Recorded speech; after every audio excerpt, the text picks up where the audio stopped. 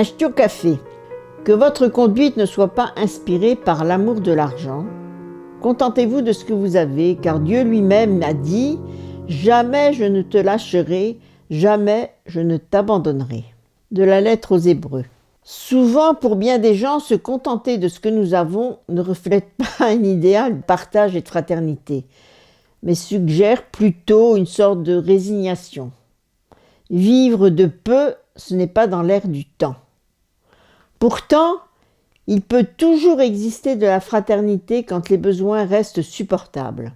Et finalement, même les portes d'une certaine convivialité s'ouvrent à nous, ne serait-ce qu'autour d'une tasse de café quand on est du Nord, et qui plus est, quand on a goûté l'hospitalité nord-africaine comme je l'ai connue au Maroc.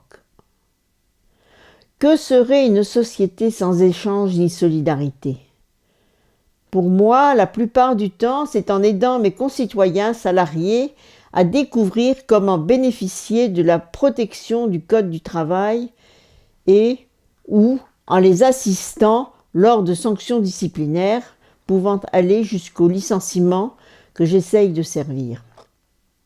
Désigné par le préfet pour ce travail bénévole, c'est comme cela que j'ai à me mettre au service de l'Évangile, et je vous prie de croire qu'il y a du pain sur la planche.